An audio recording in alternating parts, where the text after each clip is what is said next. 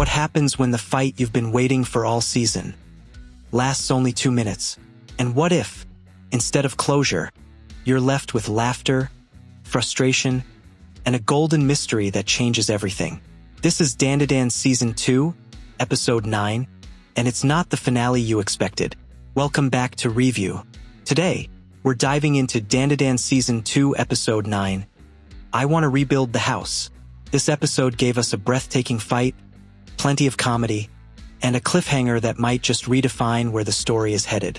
If you're new here, I break down anime with cinematic storytelling, scene-by-scene detail, and honest emotional reactions.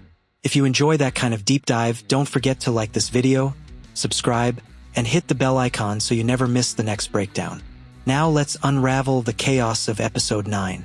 We have to start with what everyone was waiting for. Okarun versus Evil Eye. Last week, the tension was sky-high. We left off on the verge of a massive showdown. The trailers, the build-up, even the manga panels, it all promised a finale-level clash. And technically, we got it, but only for about 2 minutes.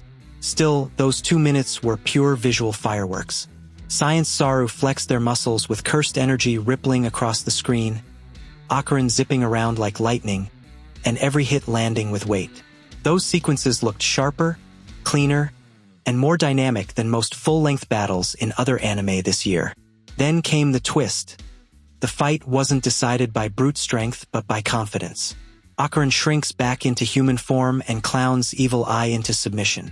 It's a clever play, almost comical, and it lands perfectly because Evil Eye, despite his terrifying aura, is basically a sulky toddler at heart. And in that moment, you could almost hear Turbo Granny laughing in approval. This wasn't just about fists. It was about Okarun outsmarting a centuries-old spirit, proving just how far his courage has come. But here's the sting: before the opening even plays, the fight is over. For fans waiting all season, that's both brilliant and brutal. So if the fight was just an appetizer, what did the episode serve as the main course? Slice-of-life chaos. The tone shifts hard, giving us hot springs scenes with Momo and Seiko, and then Evil Eye, well, he turns into a brat.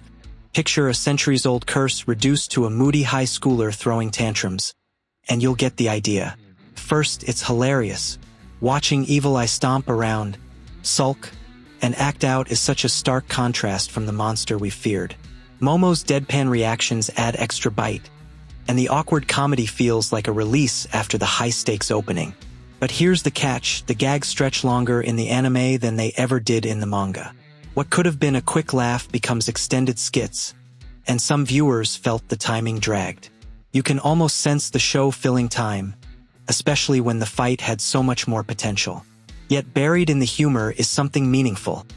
Quiet moments between Momo and Okarun. Their bond is subtle, not flashy, but these little interactions are what anchor Dandadan. And then there's Nanoskin, an alien cube with endless potential. It's played off lightly here, but you know it's going to shape the story in huge ways later. So while the comedy overstays its welcome, the seeds of bigger payoffs are being planted. Episodes like this are tricky. On the surface, they feel like filler. Fans expected a finale to the Evil Eye arc, but instead we got gags, baths, and character comedy. For many, that's frustrating. It's almost like the series slammed on the brakes right when it was about to hit top speed. That dissonance between what we thought we were getting and what we actually got is why so many viewers feel conflicted. But there's another way to see it. Breather episodes give us space. After all the tension of the season, this slowdown lets us breathe with the characters. It gives us a chance to laugh, to connect, to see the humanity beneath the chaos. Without these valleys, the peaks of Dandadan wouldn't hit nearly as hard. That doesn't erase the disappointment, though. The shortness of the fight is a sore spot. It leaves you imagining what could have been if Saru had extended that sequence another 5, even 10 minutes.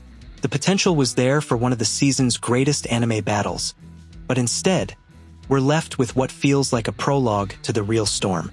And maybe that's the point. Just when the episode risks feeling forgettable, it pulls a final trick. Momo notices something glinting. Her eyes land on what seems to be Okarun's golden ball. That single image transforms the episode, because in that moment, the entire arc shifts. What felt like filler suddenly becomes setup. What seemed like stalling turns into foreshadowing. The golden ball isn't just a random detail. It's the thread that ties this episode into the larger tapestry of Season 2. The cliffhanger recontextualizes everything we just watched. Saru didn't spend their full animation budget here because they're saving it. The real finale hasn't arrived yet. This was the calm before the storm. It's a classic Dandadan move. Just when you're ready to dismiss the weirdness, it drops a revelation that makes you desperate for the next episode. And if the trailers are any indication, what's coming will blow this breather episode out of the water. So while episode 9 might not have given us the climax we craved, it gave us something arguably more important: anticipation. Here's the paradox of Dandadan. Even its weakest episodes are still packed with personality. Think about it. Episode 9 frustrated fans with a short fight and extended gags, but it's still entertained. It gave us stunning animation in brief bursts, comedic timing that, love it or not, was memorable, and a cliffhanger that reignited excitement. Other shows might crumble under the weight of expectations, but Dandadan thrives on unpredictability. It plays with tone like few anime can, balancing horror, romance, comedy, and action without ever fully committing to one. That unpredictability is what makes it impossible to look away. And maybe that's why even when we're left conflicted, we're also left intrigued. The story keeps dangling mysteries, like nanoskin, like the golden ball, that hint at bigger, stranger, more chaotic things just around the corner. Episode 9 might not be the explosion we were promised, but it's the fuse. And sometimes, watching the fuse burn is just as thrilling as waiting for the blast. So what do we make of Dandadan Season 2 Episode 9? On the surface, it's a breather, a comedic detour after the high-stakes setup. But beneath the jokes and hot springs, it plants the seeds of a bigger storm: Okarun's growth, Momo's quiet strength, and the mystery of the golden ball. It's not the payoff we expected, but it might be the setup we needed. Now, I want to hear from you. Did Episode 9 leave you entertained, frustrated, or somewhere in between? And what do you think the golden ball will mean for the final stretch of the season? Drop your thoughts in the comments below. If you enjoyed this breakdown, don't forget to like, subscribe, and hit the bell icon so you don't miss the next deep dive from Review. The storm is coming, and we'll be here to unravel it together.